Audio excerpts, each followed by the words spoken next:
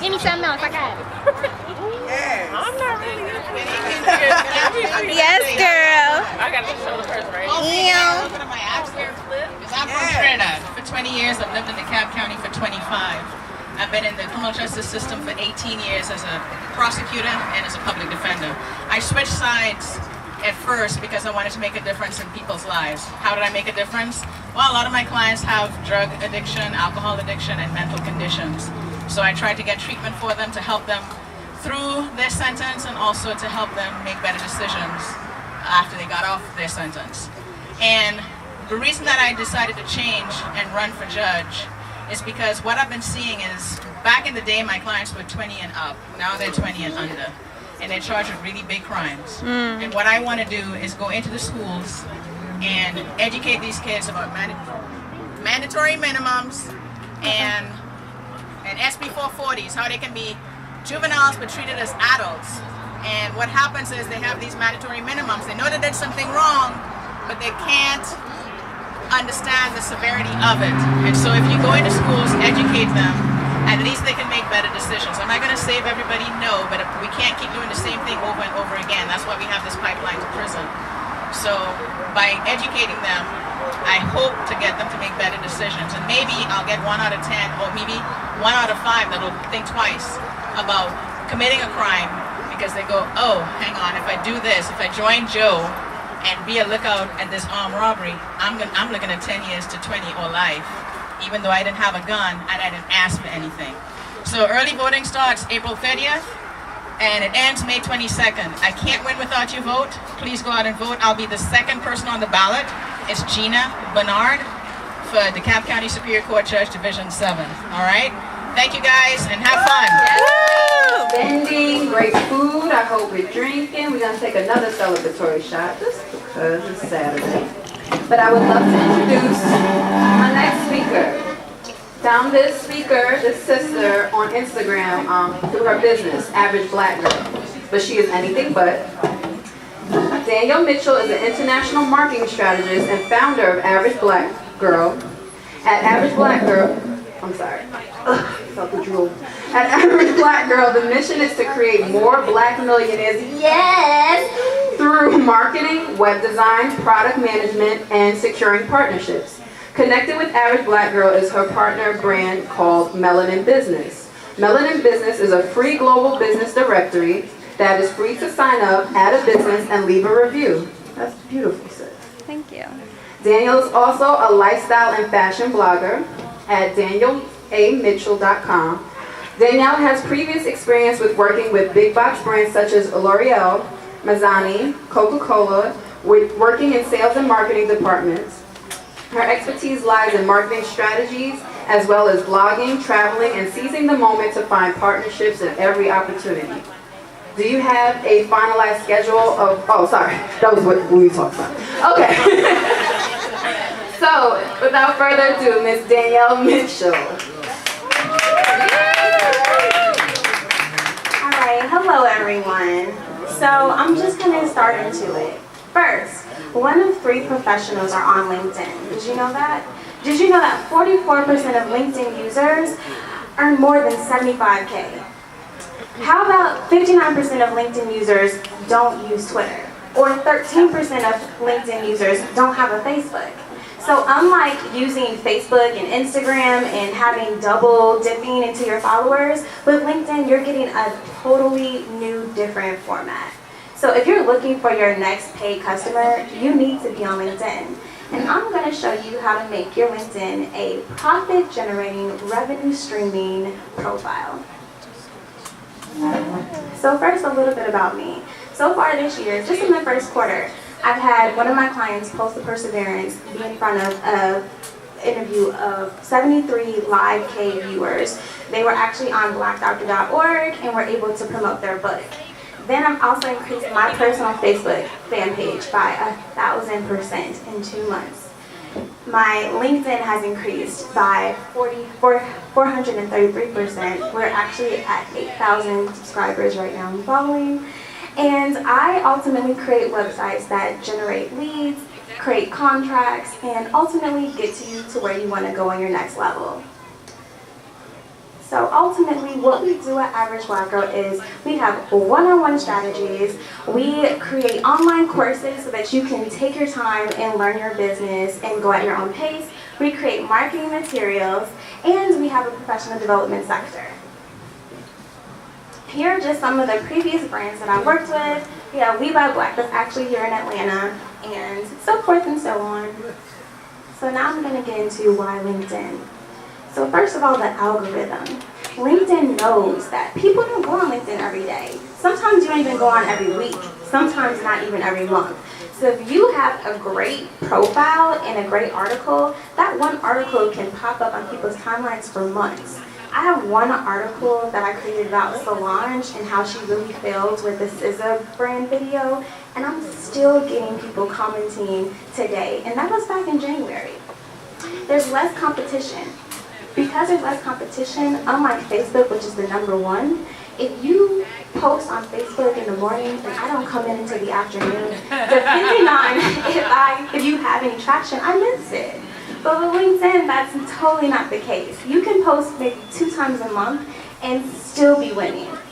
And the last thing is there's other benefits to LinkedIn. I personally have gotten job interviews, I've gotten speaking engagements. Sometimes people come to me and they're like, I don't know if I want to work with Danielle. I'm not sure. And I say, why? They were like, well, I don't believe you have all the experience that you did, or you look really young. But my LinkedIn is like my personal Yelp for me, right? People go on Yelp to look at my business, but sometimes, especially as a small business owner, you are the only person that is either going to land your deal or lose your deal. So for me, LinkedIn helps me to prove I have my receipts. And I have people commenting and giving me recommendations showing that they liked what I did. That prevents buyer's remorse. And buyer's remorse is ultimately what you want to do. You want people to give you their money freely and to really feel good about doing it, knowing that they're going to get the results that you're promised. So there's 3 different things that we can do, right? The first day that you are trying to fix your LinkedIn, I'd say focus on your profile. A lot of times as business owners, we're going to say that we are working under our brand, but our brand doesn't have a company page. So now you have a company page, but it doesn't have an icon. So first thing is you need to create a company page and say that you work under there. The second thing is with LinkedIn, a lot of times it'll show your tagline as the last thing that you did. So it'll say you're an account manager. But what is an account manager? It can be completely different if you work at Burger King, you work at Coca-Cola like I did, if you work at a pharmacy. What does that mean? You're not telling us anything. So you need to have a strategy, you need a tagline. So you need to first come up with what your tagline is and then go further with what your target audience is. So for me, my tagline is I'm an international marketing strategist. Boom, they know I know marketing. Then I say I'm looking for people that are either working or in school because I want people to have money, right? I'm not a not-for-profit. So I want people that can pay. So they automatically know I'm talking to my target. And then I put in side hustle in there, right? That are looking to turn their side hustle into money. So I'm speaking to a certain type of person. You know what side hustle means? Then I know that you are kind of in with the know and you'll be a lot easier to train, right? I don't want people that don't do social media. That's scary for me that you don't know at this point. And I don't want to work with you. So I'm over there targeting people that I know I can work with. I know I'm going to get some wins. Then your bio. A lot of people leave that blank. But think about it. If I don't know you, why would I go through your work history? I need your bio so I can be intrigued to talk to you. So your bio should say what it is that you do, what services, how do I get in contact, and if you have a Facebook fan page or a fan group, put that in there so that I can check it out. Tell me what to do. People want to be told what to do, call to action. And that's pretty much it for that. And so for people that don't know, this is how you, right here, make a company page. You're going to click the box of little boxes, and then you're going to scroll down and create your company page. Next is the custom content. Now, all you need to do is create a content on the 1st and 15th of the month. That's it. And content should always be around what you're doing. So I'm marketing, so I don't want to post about anything besides marketing. And even if it's something public, like the SZA video, I didn't bash her as a woman or a black woman or anything like that. I said, these are some of the things that she missed because she did not go to school for marketing, right? So what did I say? She did not survey her audience, number one. Number two, she did not phone for help. Beyonce openly admits, I sometimes have movie directors help me with my music videos. She didn't do that. Now, Solange is a great business bestie, right? Her brand works for her. But that video was very much so similar to her, but with bad quality, that people just complained. Solange didn't think this woman could have the most viewed video of 2018. She didn't think about that. That's what you're hired as a brand. When you're a director, you're hired to hit these targets, not to just be a bestie. And so I talked about that. And people understand that. It's still marketing. I didn't talk about her as a person or anything like that. So whatever it is that you're doing, you gotta make sure that you talk about that. Anything extra should be for a girl talk, because people want you for only your business. And if you're all over, people are confused exactly what it is that you do. Remember, you're the only person that's in your business every day. Other than that, I see it sometimes when it comes to my timeline, if it's a pop-in comment or pop-in post, or if I decide to be nosy every now and then. So you have to be consistent with your content. Other thing is that people sometimes don't share posts. You don't have to create an article every time you do something. Sharing a post is great, but understand, like LinkedIn, you only see the first 2 sentences. Then you have to click more. So you want to make sure that whatever you're talking about is super clickbaity. And what does clickbait mean? It means I almost quit my job today, but I decided to keep going. And then right? People will click more because they're like, oh, what's she talking about? Or I got fired by my job, and it's something that you're talking about maybe 5 years ago, but people will click. Because think about it, if you have great content but nobody sees it, you're wasting your time, right? That's one of the reasons why a lot of super brainiac people have to have like a marketing person to brand with them, because they have this great app or this great project, but they're scared to talk to people. And so setting a schedule is one of the biggest things that you want to do. You want to make sure that you're consistent, because consistency is key. If you decide, okay, I'm going to have 5 articles on LinkedIn for 1 week, and then you're gone for 2 months, what happened? Nothing. Because LinkedIn, like other ones, are smart. They only want to help people that are consistent with them. So if you're consistent, they will push you. If you're not consistent, they won't. And it's not just bots. There are people paid to do these things, to monitor sites. And then the last thing that I want to talk to you about is the automation tool. So there's actually an automation tool that you can use that will reach out to people without you there. And so that's one of the hacks that I use for LinkedIn. It's called LinkedIn Helper, and it's for the first 14 days free, and then it costs $15 a month. So what you want to do is you want to be strategic with who you're working to. So say that you want to be a speaker, and you want to be a speaker for multiple cities. So what you'll say is, hey, I'm going to pick Chicago first. And I'm going to pick people that work in marketing. So I'm going to say, hey, first name, I'm looking to connect with more marketing professionals in the Chicagoland area. Do that for a month, and then switch to Atlanta, and switch to LA. Keep going. Or maybe you want a partnership, right? So if you want a partnership with, say, Pinterest, then you want to make sure that you are friends with everybody that works at Pinterest, so that when they see your articles, they already know about you. Because that's the first thing people are doing before they look at you. They're trying to find who you are. So what I suggest everybody do is when you go home, you Google your name, and you make sure that whatever pops up first, you perfect it. You want to make sure. So for me, when I search my name, my LinkedIn person, the first profile pops up. So I make sure that's perfect. So what do I have? When people leave me reviews, I say, hey, can you leave me a recommendation on LinkedIn? Can you also leave me a recommendation on Facebook? I'm not talking about that right now, but can you leave me a recommendation on LinkedIn because people are checking? What are they checking? People want to know 3 things. What you're doing, can you do it for yourself? Have you done it for yourself? Number 2, what you're doing, have you done it to someone else? And the last thing is, what you're doing, if I give you money, will you give me the same result? So I make sure, if I have an older woman, leave me a recommendation. If I have a super young woman, leave me a recommendation. If I have a woman that went to a certain type of college, leave me a recommendation. Because I know when people are going, they're looking to see who they are that I worked with. And if they find their target, that's so much easier to secure the bag. So everyone here will have some of my resources in the follow-up email. So the resources that you will get a supporting blog, you will get the LinkedIn toolbox, you will get a workbook that has a checklist on your LinkedIn. And then for everyone here, for the first week, you will get 20% off of my online courses. The LinkedIn one is going to be free for everyone at above average university teachable, but again, we'll send that out. And then you will also be able to book with me for a one-on-one strategy session, and it'll be 20% off using the code K.W.E.E.N. All right, that's it.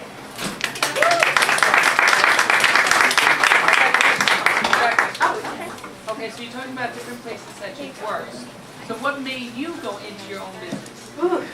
Okay, so it took a lot of different things. The first thing is when I was in Orlando working for Coca-Cola, Trayvon Martin happened. And that's like when I immediately became radical because the verdict didn't go in my way.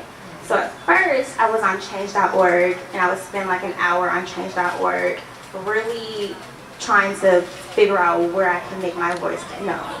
I didn't like what happened. What's supposed to happen is you're supposed to get a sheet or an email from the president saying what's going to happen. But it was very much a popularity contest, and I don't think that justice should be a popularity contest. So I'm like, what can I do, right? I have a marketing degree, I have all these experiences, what can I do?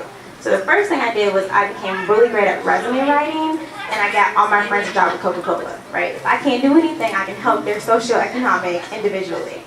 Then I moved here, and I was like, well, what do I want to do in the meantime? And that's where I started Average Black Girl. Atlanta was so great to me as far as being positive, let me walk into businesses and they would like let me interview them that day. I didn't have to schedule. They'd be like, just wait till the line goes down and we got you. And it was just so positive that I was like, okay, let me start. So I started on YouTube interviewing Black businesses, and then I let my brand tell me what they wanted. I thought I was going to be a YouTube star, right? But they were like, no, we want strategy sessions. And that's ultimately where I make my money, through consulting. So again, being open to what you were talking about earlier and letting your brand do itself. But for me, I felt like when Trayvon Martin happened, I was not doing anything for the community at all, right? I was going to beaches every Saturday, and I was barely 22, and now I'm like really cognizant of what I'm supposed to do. Question. So well, I just want to make a comment on to that, because I love what you said. Because we were working with youth, and Trayvon Martin happened, and they said, well, what can we do? We want to march. And I said, well, the best way to march is to start your own businesses. So that's like the new protest. It is. Get more done with money. I want to be like I tell people all the time, you can give me free 8 hours of service, but Oprah can do so much more for me with a check than you could any day. Yeah. So how do you tailor your messaging, LinkedIn versus Facebook, right? Because I see a lot of comments about this is not Facebook, why are people posting this, how this is supposed to be a professional social network. So how do you make sure you tailor your message to appeal to your crowd, the crowd? Awesome question, Ashley Scott. So what you do is you really take your personal beliefs out of it. This is, like I said, you ultimately need to know what it is that you're selling. So if I'm going to be personal and a little bit controversial, I'll go on Facebook to give my opinion on Solange. This was very business-wise. As a consultant, this is what you can do better so that the next person can learn and not make the same mistake. And so if you keep in that mind of, it's not what I think, it's what I know, this is fact-based, this is based off of results and strategy, then you'll do a lot better. And so that's an issue. Also, it's a lot of like guys diving into like DMs on LinkedIn. But I don't know if that's a bad thing because you know how much they're making. I don't know, but you can qualify like, oh, what? Glassdoor, here we are. Yes. Around content, a lot of small business owners feel like there's nothing that they can talk about for their business that people care about. What are some of the things you tell your clients to help tackle that insecurity or fear that they don't have anything to share? Great question, Ruth. So what you want to do is how-tos, right? How-tos, 10 steps to, all those things. Things that are, I call them popcorn, easy to digest. Something that anybody can relate, because ultimately you want to show that you're a subject matter expert and then you want people to buy for more information. So you don't want to give all your stuff unless there's affiliate links attached to it. So affiliate links is where you get paid when people click the link and purchase. Then give it all, because the more they click, the more you make money. Other than that, you want to show, here are 10 steps. So for me, I made 8 times more in my business this year than last year. So I said, this is how I increased my business by 10 steps. And so I talked about the automation tools. I talked about some of the project management tools and things like that. I talked about doubling my prices after having a certain amount of reviews. Those are things that anybody can do, but you really need to book with me to figure out how we're going to tailor it. Any other questions? Me? Yes. So, since I know you personally, when it comes to recommendations, I know you explained that when you ask people to recommend you on your social media page, how do you go about that process? So, if it's a bad person, like, don't do it, number one, right? You don't need them all, but you need good ones. But for the good people, I will say that they ask for 2, right? A lot of times people want them on Facebook and LinkedIn and my website and Yelp and this and that, and people are probably only going to do 2. So just figure out which 2 you want, right? So if you have 25 reviews on Facebook and 3 on LinkedIn, then you need to focus on LinkedIn. And what you can do with websites is you can always copy that review from wherever and put it in your website. So that's the last thing I ask for people, because you can really customize your website however you want. But seeing that person's profile and seeing that they're a real person, that just proves your validity, because people know that you can mess up and do whatever you want on websites now. So I'm like, anything that shows your profile that you're active with, that's what I'm going to do, because I need people to see that I'm working with real people, getting real results, and they can even go in comments and ask that person, hey, how did you like working with her for real? So that's what I do. Thank you. Any other questions? Yes. So how